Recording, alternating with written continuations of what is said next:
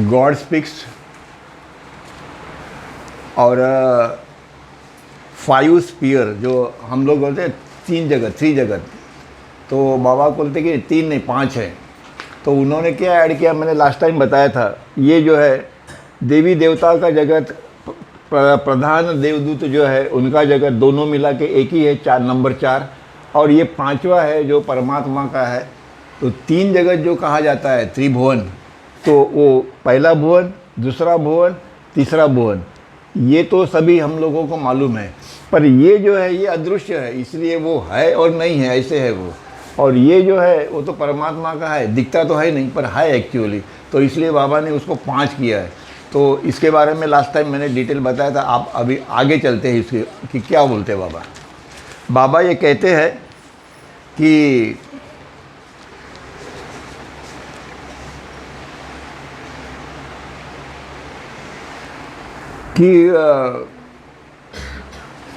इस विश्व के अंदर में ये अपनी पृथ्वी जितने भी हैं, इसके साथ और 2 पृथ्वियाँ हैं कि जहाँ पे जब पुनर्जन्म की प्रोसेस के अंदर में कभी हम लोग वो ग्रह पे जाएंगे, फिर वापस यहाँ आएंगे, फिर वहाँ जाएंगे, फिर वापस आएंगे। ऐसी प्रकार से ये 3 ग्रह जो है जिसके ऊपर में मानव की बस्ती है, और वहाँ पे भी हमारे जैसे ही लोग हैं, हम वहाँ जाते फिर आते हैं। पर अगर आत्म साक्षात्कार का टाइम जब भी आता है, जब भी हमको मोक्ष मुक्ति मिलने का टाइम आता है, या हमारे अच्छे कर्मों की वजह से हमें सद्गुरु और अवतार का दर्शन होना है या उनके सहवास में जाना है, तो फिर कोई भी किधर भी हो, ब्रह्मांड के अंदर में किधर भी हो, कोई भी ग्रह पे हो, कोई भी आदमी उधर हो, उनको सबको यही जन्म लेना पड़ता है इस धरती के ऊपर में। क्योंकि यह मार्ग जो है इनर जर्नी, आंतरिक प्रवास या मोक्ष मार्ग जिसको कहते हैं, ये सिर्फ और सिर्फ इसी धरती पे है, वो धरती के ऊपर में। तो बाबा से ये पूछा गया कि भाई इतनी पॉपुलेशन क्यों बढ़ गई, तो बोलता है उस ग्रह के लोग इधर आए हैं क्योंकि उनको भी मुझे इस मार्ग से आगे लेके जाना है, इसलिए ये मेरी अपनी योजना है कि जिसके वजह से ब्रह्मांड में जितने भी है वो सब मेरे ही तो है, अपने तो। ऐसे थोड़ी कि वो उनके नहीं है, हमारे नहीं, ऐसे नहीं, सभी के है। इसीलिए ये है, और इसीलिए कहते हैं कि पुनर्जन्म के अंदर में ये 2 दुनिया जो है हमारी छोड़ के, हमारे इधर के 3 हो जाएंगी दुनिया। Are most close to Earth, most close to Earth का मतलब वो हमारी जैसी है, उनका रहन सहन, खाना पीना, ये जो है सिर्फ इतना है कि उनका ये जो है चेतना जो है, वो हमारी चेतना और हमारी बुद्धि, मन और हार्ट और माइंड, वो 50-50 है हमारे यहाँ पे। वहाँ पे 75-25, 0-100 इसी प्रकार के हैं, पर वो हमसे मिलते जुलते हैं। ऐसी सीमा है जिसमें वह जीवन है। इसलिए यहाँ पे जो आता है उसको इसी मार्ग से जाने के लिए ये संसार के अंदर में ये पॉपुलेशन ये वो सब बढ़ गई, उसका ये मतलब है। किंतु यह 2 दुनिया जो है, जो स्पीयर है, जो वर्ल्ड है, पृथ्वी, मानव जीवन के ढांचे में एक दूसरे से वो समान है। उनका ढांचा जो है वो हमारा ही है, रहन सहन ये वो सब हमारे जैसे, इसलिए वो आइडेंटिकल है। दूसरा सूक्ष्म लोग, ये जो है दूसरा जो है ये सूक्ष्म जगत, लोग में सूक्ष्म जगत, ये है एनर्जी का क्षेत्र, ये है मटेरियल। हम स्थूल जगत क्या है, मटेरियल से भरा हुआ है। सूक्ष्म जगत जो है वह शक्ति है, प्राण शक्ति। हम जो ब्रीदिंग कर रहे हैं ना, वो यही प्राण शक्ति है। ये इधर से वो सब हम कुछ भी है, ये ब्रीदिंग जो है हमारा, ये बंद नहीं होता है कभी। ये बंद हो गया कि खत्म हो गया, सब कुछ खत्म हो गया। हम जब जाते हैं, ये बॉडी ड्रॉप करते हैं, तो हमारे साथ में हमारी ये सूक्ष्म बॉडी रहती है, वो एनर्जी भी रहती है, ये जो अपना मन जो है वो है, और चेतना, इसके साथ में हम ये शरीर छोड़ के निकल जाते, फिर आते वापस, फिर अपना कार्य चालू करते हैं। इसी प्रकार से यह चक्कर जो है वो चलते ही रहता है। दूसरा जो जगत है, ये पहला जगत, ये लास्ट टाइम डिटेल हो गया इसका, अभी नेक्स्ट चलते हैं। दूसरा जगत, सूक्ष्म जगत जो है, ये क्या होता है? हम लोग कहते हैं ना कि कोई योगी है, कोई महात्मा है, कोई सत्पुरुष है, कोई महापुरुष है, कोई वली है, कोई पीर है, कोई संत है। यह चेतना की अलग अलग स्टेट्स है। चेतना यहाँ पे 5% होगी, यहाँ पे 10%, 15, 20, 25% होगी। परसेंट का मतलब कि वह परमात्मा के तरफ आगे बढ़ते बढ़ते बढ़ते उनकी चेतना उतनी प्योर हो गई है, और वो संस्कारों से जो घिरी हुई है, वो धीरे धीरे संस्कार नष्ट हो रहे, तो उनका हार्ट जो है, जो चेतना जो है वो प्योर होते गई, और अल्टीमेटली लास्ट में उनकी चेतना इतनी प्योर होती है कि वो परमात्मा से एक हो जाते हैं। ये बाबा ने इसमें समझाया है। बहुत सारे अपने मन में जो क्वेश्चन रहते हैं कि ऐसा क्यों, इसके सारे के उत्तर इसमें मिल जाते हैं। जो गॉड स्पीक्स है, जो अभी हम पढ़ रहे, पहले गॉड स्पीक्स तो ख़त्म हो गया, अभी वो जो सप्लीमेंट जो है उसी के ऊपर में बाबा अनेक चमत्कार के बारे में हमने देखा, और अभी और आगे में और वो बहुत कुछ आएंगे। सद्गुरु और अवतार का क्या मतलब होता है, माया का मतलब क्या होता है, ये डिटेल उन्होंने वर्णन किया हुआ है, वो धीरे धीरे आगे आएगा। ये जो सूक्ष्म जगत है, यह प्राण शक्ति का लोक है। लोक मतलब प्राण शक्ति का स्पीयर है वो, जैसे सूक्ष्म जगत प्राण शक्ति का वो जगत है। यह आल्दो 7 खंडों में विभाजित है, तथापि वह खुद अपने में ही एक दुनिया है। मतलब ये दिखने में एक ही दिखाई दे रहा है, पर ये 7 खंड है, इसके अंदर भी 1 2 3 4 5 6 7 1 2 3 4 5 6 7 1 2 3 4 5 7, तो 7 × 3, तो ऐसे कितने हो गए 21। अपने इसमें भी, अपने वेदांत में, वेद में, इसमें, उसमें, पुराण में वो जो दिखाई दे 21 वर्ड्स ऐसे लिखा हुआ है 21। वो 21 का मतलब 7 इसके, 7 इसके और 7 इसके ऊपर अल्टीमेटली वो 7 है, वो इकट्ठा अगर किए तो वो एक ही होता है। यद्यपि यह खुद अपने में ही एक है, दुनिया है, वन वर्ल्ड बाय इटसेल्फ। मतलब ये वन वर्ल्ड है बाय इटसेल्फ, पर इसके अंदर में मेन अगर कुछ होगा तो वो है प्राण शक्ति, कि जो प्राण शक्ति इस मनोजगत से सूक्ष्म जगत में आती है, और सूक्ष्म जगत से ये स्थूल जगत में आती है, और स्थूल जगत में उसका अपना पूरा कार्य और ना चलते रहता है। आगे में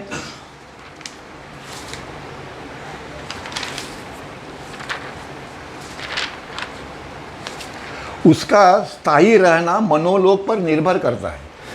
ये जो है इसका एग्जिस्टेंस, मतलब ये स्थिर रह कहाँ से रहेगी, तो ये मनोजगत में रहेगी। तो बाबा ने क्या किया, 3 ऐसे कप जो है, ऐसे कप जो है वो लाए, एक के उसमें दूसरा, दूसरे के इसमें तीसरा डाल दिया। अब जो छोटा वाला जो था वो दूसरे में फंसा हुआ है, और दूसरा जो था वो पहले में फंसा हुआ है। तो पहला अगर निकाला तो वो निकला स्थूल जगत। वो डिपेंड किसके पड़ता है, सूक्ष्म जगत पे। अब ये सूक्ष्म जगत किस में डिपेंड करता है, मनोजगत पे। और ये सारा कहाँ डिपेंड करता है, परमात्मा के ऊपर में, तीनों भी। पर वो उन्होंने ग्लास के वजह से वो समझा के बताया। सोर्स कहाँ पे है, सोर्स ये है, परमात्मा सोर्स है, और बाकी का ये नष्ट होने वाला ही है। आज नहीं तो कल, कभी ना मिलन के बाद में नष्ट होगा ही। इसको अपना खुद का अस्तित्व नहीं है। मतलब अस्तित्व किसको है, खुद का अस्तित्व सिर्फ और सिर्फ परमात्मा को है, बाकी और किसी को नहीं है। जितना भी है जो दिखाई दे रहा है, पूरे ब्रह्मांड के अंदर में जो दिखाई दे रहा है, वो सब का सब जो है वो अस्थिर है, स्थिर नहीं है। यह स्थूल से पूर्णतया स्वतंत्र है। ये भी स्वतंत्र है अपने आप में, ये भी स्वतंत्र है, ये भी स्वतंत्र है, सब स्वतंत्र, अपने अपने कार्य वो सब कर रहे हैं। स्थूल से पूर्ण स्वतंत्र है। अंतरिक्ष में जितने भी स्थूल लोक का प्रदेश है, उसमें अनंत सूर्य, अपना ये ब्रह्मांड है जो हमको दिखाई देता है। इसके अंदर में करोड़ों सूर्य है, करोड़ों ग्रह है, करोड़ों दुनिया है उसके अंदर में। पर इतना होने के बावजूद भी ये पृथ्वी के सहित सिर्फ हमारी एक पृथ्वी ऐसी है कि जिसमें आत्म साक्षात्कार या परमात्मा से मिलन या परमेश्वर प्राप्ति के लिए ब्रह्मांड में कोई किधर भी हो, यह जो देवी देवता जो है, ये देवी देवता, इनको भी इस धरती पे मानव रूप लेके इस प्रकार से जाना पड़ेगा, तभी वो मिलेगा। चाहे वो प्रधान देवदूत हो, चाहे वो देवी देवताएं हो, इनको भी परमात्मा की या सद्गुरु की कृपा से एक जन्म में उनको उनका बेड़ा पार हो जाता है। पर कहने का मतलब ये कि ये पृथ्वी सृष्टि सबसे श्रेष्ठ है, इसलिए है, इसका महत्व इसलिए है कि कहीं पे भी तुम रहो ब्रह्मांड में, पृथ्वी सहित इसका सूक्ष्म लोक के साथ तुलना की जाए वह केवल एक बिंदु मात्र भी है। कहने का मतलब है कि तुम कुछ भी रहो, तुमको जाना इसी रास्ते से। आप कर्मयोग करो, ज्ञान योग करो, ये जो करने का है वो करो, प्रदक्षिणा डालो, जो डालने का है, जो भी है, जो भी योग यात्रा जो भी करो, तुम्हारा जब तक प्यूरिफिकेशन नहीं होगा, हार्ट का प्यूरिफिकेशन नहीं होगा, जब तक ये प्यूरिफाई नहीं होगा तब तक यहाँ एंट्री नहीं है। और वो प्यूरिफिकेशन कौन करता है? सद्गुरु या अवतार, या वो अपने को कहा जाता है कि नामस्मरण करो, दान धर्म करो, सेवा करो, है कि नहीं? ये किस लिए लगाया है कि जैसे इस हमारा ये जो हृदय जो है वो शुद्ध हो जाए धीरे धीरे। क्यों? कि यहाँ इस चेतना पे संस्कारों का बोझ बड़ा है, मिलियंस ऑफ वर्ग का, जो अपने को नहीं समझ में आता, वो सद्गुरु को मालूम रहता है। और इसीलिए दूसरा, अगर ये जो सूक्ष्म जगत है इसकी तुलना, अगर ये स्थूल जगत जो है इसकी तुलना अगर हम करें तो ये सूक्ष्म जगत को मान लो एक महासागर है, तो ये स्थूल जगत जो है वो महासागर का एक ड्रॉप है। इसको अगर महासागर माने तो ये सूक्ष्म जगत जो है वो महासागर का एक ड्रॉप है। एक ड्रॉप, जस्ट इमेजिन, एक ड्रॉप कितना बड़ा ब्रह्मांड निर्माण किया हुआ है इसने, जिसकी हम कल्पना भी नहीं कर सकते। वो क्या कहते हैं? पृथ्वी सहित इसका सूक्ष्म लोक के पास तुलना की जाए तो वह केवल एक बिंदु मात्र है। इसीलिए आत्म साक्षात्कार का मार्ग, वेदांतों या आध्यात्मिक मार्ग जिनमें 7 भूमिकाएं होती है, स्थूल से प्रथम लोक और 5वें लोक तक, यथार्थ लोक तक एकमात्र सेतु है। मतलब वेदांत में जो बताया है, वेदों में जिसने बताया है कि बाबा भी उसको बताते हैं कि हमको इन 7 स्टेजेस से गुजरना ही है सबको।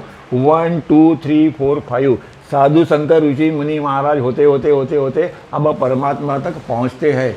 परंतु अगर आपका सद्गुरु और अवतारों से संबंध है तो आपके लिए ये रूल नहीं है। फिनिश। मैं आपको पकड़ के लेके जाता हूँ, आपके आँखों पे एक पट्टी बांध देता हूँ, नहीं तो यहाँ इतने प्रलोभन है इसके अंदर में कि वहाँ पे ही लोग जो साधु संत ऋषि मुनि महाराज है वो यही अटक जाते हैं। तुमने देखा कभी कभी कोई आदमी है जो एक पैर पे 6-6 महीना एक पैर पे ही खड़ा है, कोई जो है जो अपने को गाड़ लेते हैं ज़मीन के अंदर में फिर भी वो जिंदा है। वो परमात्मा को प्राप्ति के लिए वो कितने कष्ट सहन करते हैं, इस शरीर को कितना कष्ट देते हैं, पर सद्गुरु के साथ में ये कुछ नहीं। इसीलिए कहा जाता है ना बार बार, नाही काळ वेळ तया लागी, सद्गुरु वाचोनी सापडे ना सोय, नाही काळ तया वेळ। आप सद्गुरु आपको एक झटके में जब भी उसकी इच्छा हो आपका बेड़ा पार कर देता है। सद्गुरु का महत्व क्यों बताया है बार बार, इसीलिए सद्गुरु। और यहाँ पे भी वही आया है, वो क्या कहते हैं कि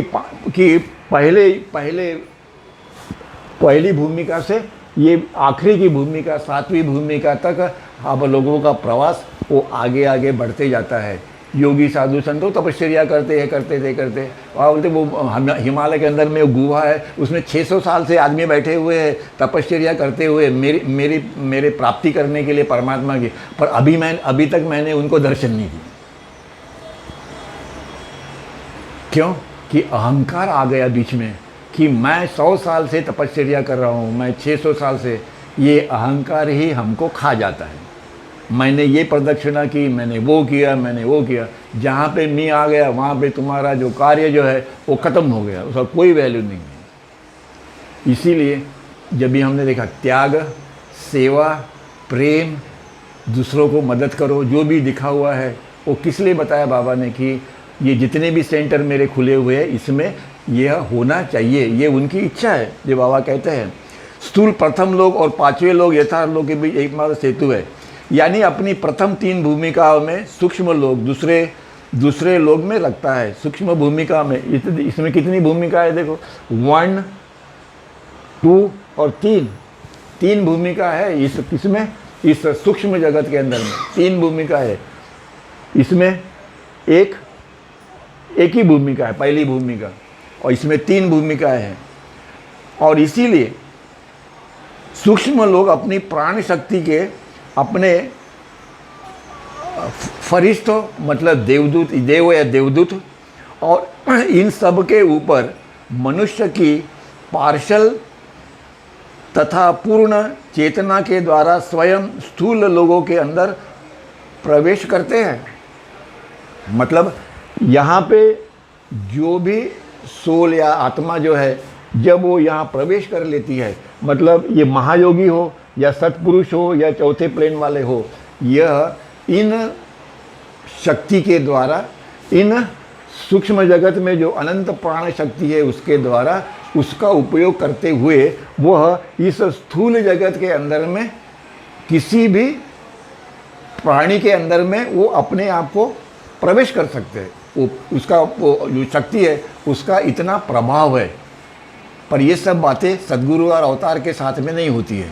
वो ये जो योगी वोगी है ये सब ये लोग करते हैं, और फिर हमको ऐसा लगता है भाई कितना महान आदमी है, देखो कितने बहुत महान कुछ नहीं है, वो ज़ीरो है, नो वैल्यू, तुम उसके फंदे में पड़ो मत, मैंने सिर्फ बताया है उसको सुन लो, नहीं तो उधर जाओ मत। इसीलिए सूर्य, तारांगण और नेक्सस समेत वास्तव में स्थूल लोगों के अंदर जगतों में हर चीज़ और हर प्राणी में प्रविष्ट होते हैं। यहाँ पे जितनी भी ये शक्ति है वो सभी प्राणियों के अंदर में, पत्थर से लेके मनुष्य तक और मनुष्य से लेके पूरे साधु संतों तक यह प्राण शक्ति जो है वह है और है। प्रमाण अलग होगा थोड़ा थोड़ा, पर यह प्राण शक्ति सभी में है। ये प्राण शक्ति है, इसीलिए हम लोग जीवित हैं। ये प्राण शक्ति निकल जाती है तो उसके बाद में ख़त्म, चेतना रहती है, बाकी सब रहता है, पर प्राण शक्ति गई तो ख़त्म हो जाता है। इसीलिए इन सूक्ष्म दृश्यों के द्वारा, इन ध्वनियों के द्वारा, अनुभूति के और शाश्वती के द्वारा विविधता, डाइवर्सिटी और इंटेंसिटी का स्थूल लोक में कोई जोड़ नहीं होता, सिवाय प्राण शक्ति जो स्थूल और मानवीय बंधनों के अंदर सीमित होती है, और मानवीय चेतना स्थूल चेतनाओं से घिरी रहती है। अपनी मानवीय ये चेतना जो है वह सभी संस्कारों से घिरी हुई है, बराबर है कि नहीं। और साथ में प्राण शक्ति तो है ही, चेतना जो है उसमें भी प्राण शक्ति है, और इसीलिए हम लोग जीवित हैं, हम लोग सब एक्टिविटी और सब कुछ कर सकते हैं। पर वो सारी शक्ति आती किधर से है? इधर से आती है। ये सोर्स है प्राण शक्ति का।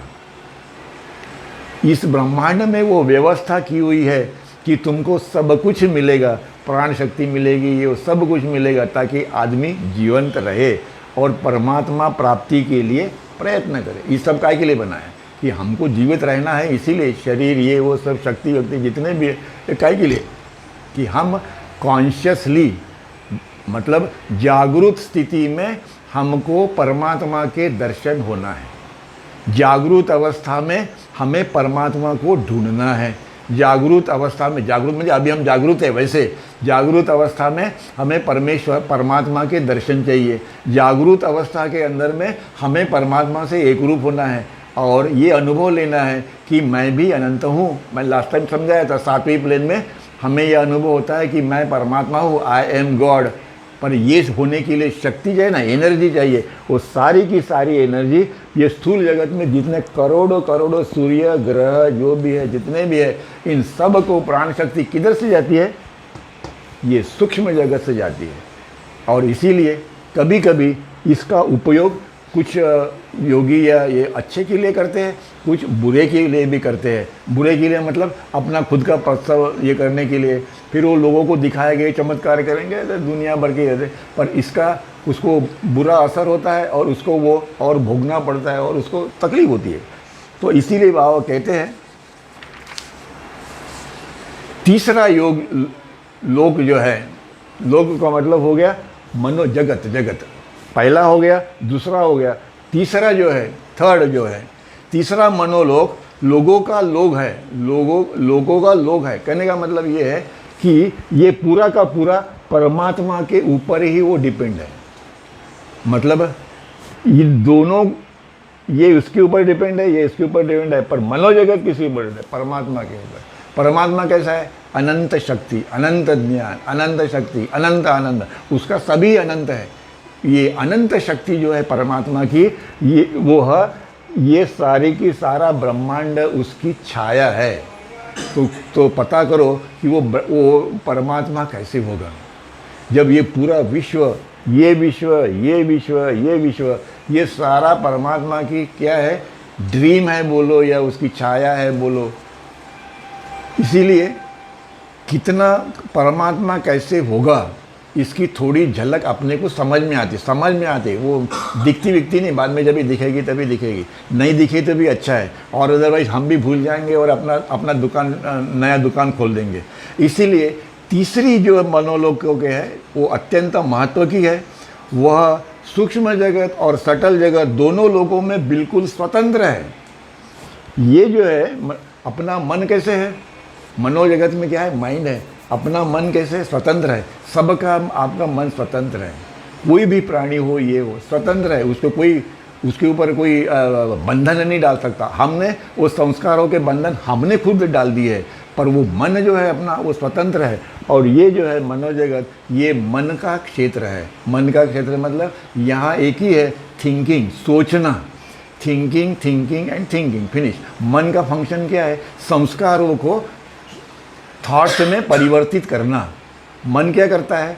अपने जितनी संस्कार हमने इकट्ठा किए अनंत युगों से, उन संस्कारों को विचारों के अंदर में प्रकट करना, मैनिफेस्ट करना, यह मन का काम होता है। और वो मन कैसे है? इंडिपेंडेंट है। वो अपना कार्य करते ही रहता है, वो हमको नहीं सुनता। मन अपने पे श्रेष्ठता दिखाता है मन, और हम उसके गुलाम हैं। बाबा बोलते हैं कि सदगुरु, सभी लोग बोलते हैं कि मन को तुम अपने गुलाम बनाओ, उसको गुलाम बनाओ, पर हम उसके गुलाम हैं, और वो जो कहता है वही हम करते हैं। वो जो कहता है, क्यों कहता है वो? क्योंकि हमारे संस्कार जो है वो परिवर्तित कर देता है, और इसमें मन को मज़ा आती है, और वो अपने को कहीं डाल देता है खड्डे में और भाग जाता है।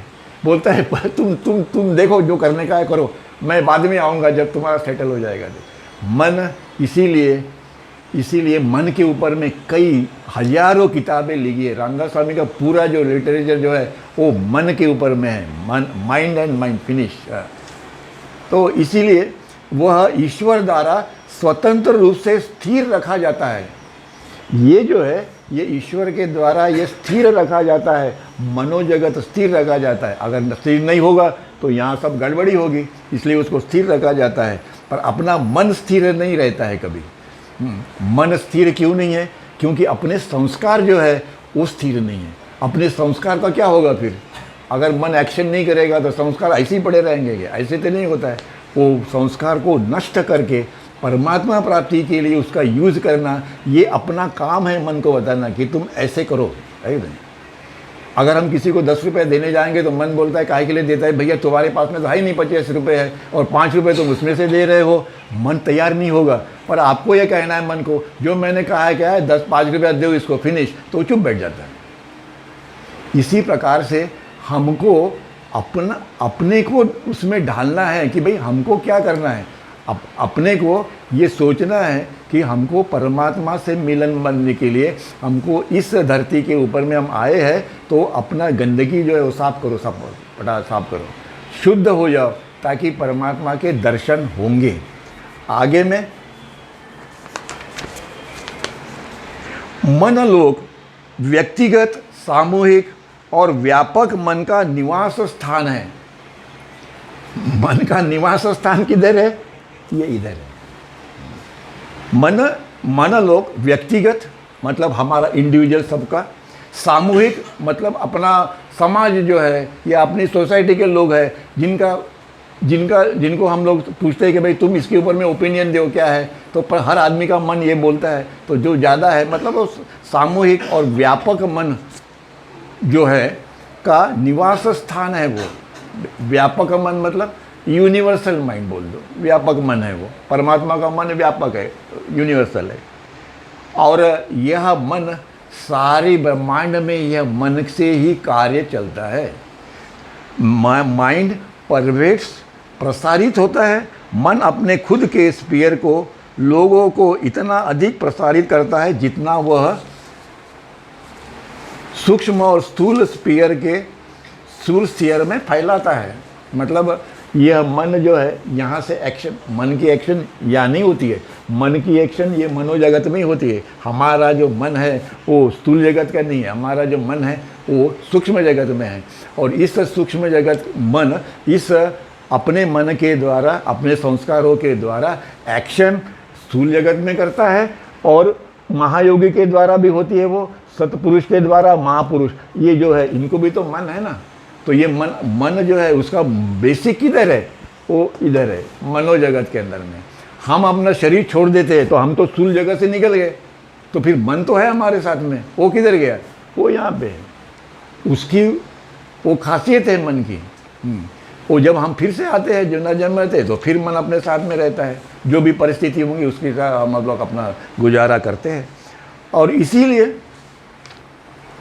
मन इस मनोलोक में अंदर में क्या क्या है, इंटेलिजेंस, इंटेलेक्ट, बुद्धि, वो कहाँ पे रहेगी, वो मन के अंदर में है। दूसरा है इंस्टीट्यूशन, सहज ज्ञान, वो किधर है, वो मन के अंदर में, वो थोड़ी इधर है हार्ट के अंदर में, या इधर है, इधर नहीं, वो मन के अंदर में ही है, वो थोड़ी चेतना के अंदर में है। और अंतर्दृष्टि मतलब इंसाइट, और इल्यूमिनेशन का मतलब ज्योति। इसके भीतर पांचवी और छठवीं भूमिका के अंदर में वो अंतर्निहित है। पांचवी भूमिका और छठवीं भूमिका, ये जो क्षेत्र जो है, यह इन चार एटम जो अभी मैंने बताए उनका यह क्षेत्र है, यह मन का क्षेत्र है।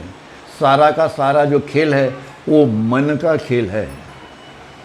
सवेरे सवेरे उठते मन मुझे बताया था, भाई देखो ये तेरा घर है, ये तुम्हारी ड्यूटी है, ये तुम्हारे समाज है, ये तुम्हारा देश है, ये है, वो है। वो कौन बताता है, वो मन बताता है। और जबकि हमारा कुछ भी नहीं है, ये बॉडी गई कि ख़त्म हो गया सब, पर मन ने हमको पूरा, हमारा जीवन मन ने हमको ये ज्ञान दिया कि तुम कौन हो। और वो ज्ञान जो था वो झूठा था, क्योंकि यहाँ का भी जो ज्ञान है वो झूठा है। क्योंकि ये सारा का सारा, बाबा बोलते हैं कि ये सारा का सारा, लास्ट टाइम हमने डिटेल बताया था, वो नथिंग का प्रोडक्ट है। मन भी नथिंग का ही प्रोडक्ट है, अपना मन भी वही है।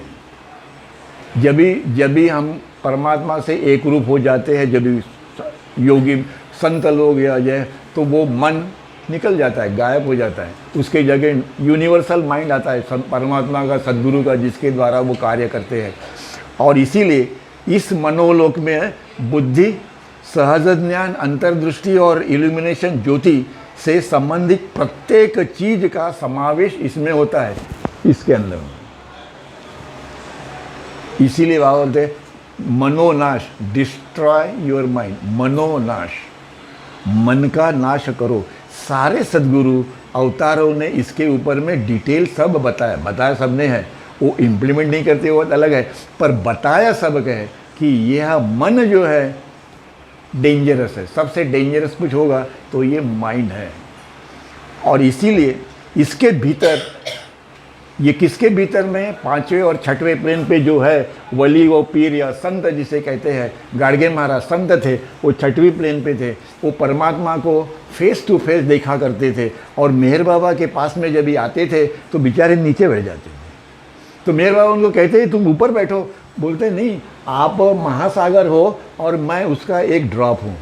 ये गाड़गे महाराज के वर्डिंग है। जब भी मेहर बाबा वहाँ गए थे पंढरपुर में, और 40,000 लोगों के सामने में उनकी ये हिम्मत थी, उनको मालूम था मेहर बाबा कौन है। बोलते हैं मैं जीवंत विठोबा लाया है आपके लिए, दर्शन, वो मूर्ति के दर्शन बाद में करना, पहले ये मेहर बाबा के दर्शन करो, ये विठोबा है। ये छठवें प्लेन के ऊपर में वो थे इतने। और कैसा उनका व्यवहार था, अपने सामने में वो एक उदाहरण है गाड़गे महाराज का। पर और इसीलिए चौथी भूमिका के सूक्ष्म लोक में तीसरी भूमिका और मनोजगत में पांचवी भूमिका बीच केवल एक संधि स्थल है। वो कहते हैं कि ये और ये के बीच में चौथी भूमिका है, ये है जो जिसमें शक्ति जो है आदमी के पास वो एकदम फुल शक्ति होती है, जैसे चांगदेव महाराज के पास में थी, फुल शक्ति थी, टोटल जितने भी है वो उसको उसके बॉर्डर पे है। और जब ज्ञानेश्वर, मैंने तो लास्ट टाइम जब ज्ञानेश्वर महाराज को मिलने गए तो वो सारी शक्तियाँ उन्होंने ख़त्म हो गई उनकी। क्यों कि क्योंकि ज्ञानेश्वर महाराज की शक्तियाँ परमात्मा की शक्तियाँ थी। चांगदेव महाराज की शक्तियाँ जो थी वो रियल नहीं थी, वो रियल की छाया थी। ये सारा शब्द है वो छाया है, इसीलिए उनके सामने में जाते वो नष्ट हो गई तुरंत और वो कुछ नहीं कर पाए। तब उनको पता चला कि मेरी इतनी शक्तियाँ जो है वो जो मैंने प्राप्त की है वो ज़ीरो है, और वो साष्टांग नमस्कार करके उनको वो सरेंडर हो गए, क्योंकि उन्होंने जान लिया कि वो कौन है करके। तो सद्गुरु और अवतार की शक्तियाँ कैसे होती है, ये सिर्फ बताने का मतलब बाबा का ये था कि आपको कहीं पे भी जाके फिर से जो मन कहेगा वो मत सुनो, जो मैं बताता हूँ, जो सद्गुरु या अवतार बताते हैं वो सुनो। अवतार मेहर बाबा की जय, जय बाबा।